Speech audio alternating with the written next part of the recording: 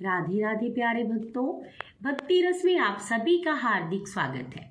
प्यारे भक्तों, कल के अध्याय में हमने क्या सुना ये आप मुझे कमेंट बॉक्स में बताएंगे, परंतु मैं आपको हिंट देती हूँ कि हमने धर्मदत्त नामक ब्राह्मण की कथा सुनी।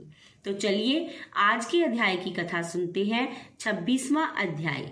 देवगणों के ऐसे वचन सुनकर धर्मदत्त ने कहा, सब मनुष्य भगवान विष्णु की प्रसन्नता के लिए बहुत कुछ यानी आराधना, यज्ञ, दान, व्रत, तीर्थ, तप आदि करते हैं, किंतु ऐसा कोई सरल उपाय बताइए जिसके करने से इन सब का फल प्राप्त हो जाए।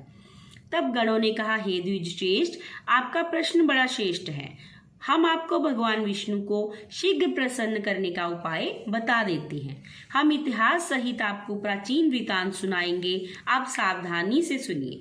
प्राचीन काल में कागचीपुर में एक चौल नामक चक्रवर्ती राजा राज्य करता था। उसी के नाम से उसके देश का नाम भी चौल देश था। राजा चौल के राज्य में कोई भी प्राणी दरिद्र, पापी, रोगी नहीं था, क्योंकि राजा बहुत यज्ञ करता था। उसी के यज्ञ से प्रभाव से उसकी प्रजा सुखी थी। ताम्रपर्णी नदी के दोनों किनारों पर सोने के यज्ञ स्तंभ उसने सुशोभित किए हुए थे। हे द्विजवर, एक दिन वह राजा विष्णु जी के पास गया। प्रभु शेष शैया पर योग निद्रावश सो रहे थे। राजा ने उनकी मणियों, मोतियों और स्वर्ण के फल फूलों से बहुत पूजा की। वह साष्टांग प्रणाम करके प्रभु के चरणों के पास ही बैठ गया। थोड़ी देर के बाद राजा देखते हैं कि उनके नगर का एक ब्राह्मण विष्णुदास वहां आता है। वह भगवान के लिए तुलसी दल और जल लिए हुए है। विष्णुदास ने वहां आकर भगवान विष्णु के सूक्त मंत्रों द्वारा स्नान करवाकर मंजरी तथा दलों से उनका विधि पूर्वक पूजन किया। विष्णुदास के चढ़ाए हुए दलों से राजा के चढ़ाए हुए मणि, मोती, स्वर्ण, फूल ढक गए। राजा को यह देखकर बड़ा क्रोध आया और राजा क्रोध में भरकर बोला, ढोंगी मूर्ख, तूने मेरी चढ़ाई हुई मणियों, मोतियों व सोने के फूलों को तुलसी दल व अपने सारे फूलों से ढक दिया है। तू भला भक्ति करना क्या जाने, क्योंकि तूने मेरे किए हुए विचित्र श्रृंगार को बिगाड़ दिया है। राजा की बात सुनकर अब विष्णुदास जी को भी क्रोध आ गया। वह राजा के गौरव को तुच्छ समझकर कहने लगे, हे राजन, तुम भक्ति करना नहीं जानते, तुमको अपने धन का घमंड है। बताओ, राजा बनने से पहले तुमने कितने व्रत किए हैं?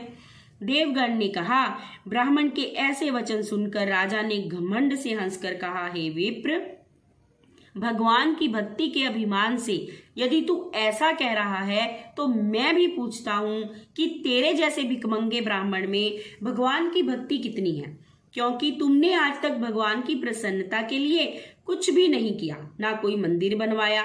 तुम भला इस प्रकार की भक्ति जैसी कि तुम कर रहे हो पर क्या गर्व करते हो? यहाँ जितने भी ब्राह्मण बैठे हैं, मेरी बात ध्यान पूर्वक सुने और देखें कि भगवान विष्णु के दर्शन मुझे पहले होते हैं या इस ब्राह्मण को। देवगणों ने कहा कि ऐसा कहकर राजा अपने महल में चला गया। राजा ने तुरंत अपने पुरोहित मुद्गल को आचार्य बनाकर विष्णु यज्ञ प्रारंभ किया। उसने उस यज्ञ में अनेक ऋषियों को, महर्षियों को बुलाया। उन्हें बहुत सा अनाज, नकदी, दक्षिणा दान दी। उधर विष्णुदास भी अपने मंदिर में ही रहकर भगवान की प्रसन्नता के लिए व्रत करने लगा। उसने माघ तथा कार्तिक मास के व्रत किए। तुलसी के वन और एकादशी को भगवान विष्णु के 12 अक्षर मंत्र का जाप किया। वह भगवान को प्रसन्न करने के लिए कभी गीत गाते, नृत्य करते और नित्य प्रति व्रत करते। भूमि पर वह ब्राह्मण सोकर भगवान को प्रसन्न करने के लिए माघ तथा कार्तिक के व्रत करता, उनका विधिवत नियमों से पालन करता और उसने अंत में उनका उद्यापन भी किया। और इस प्रकार राजा चौल और विष्णुदास द्वारा आराधना करते हुए बहुत दिन बीत गए। तो प्यारे भक्तों, इस अध्याय में हमने दोनों की परस्पर प्रतिस्पर्धा कैसे हुई यह कथा सुनी।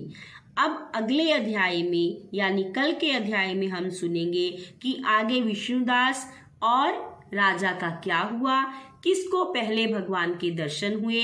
तो कल की कथा में फिर मिलेंगे, तब तक के लिए राधे राधे।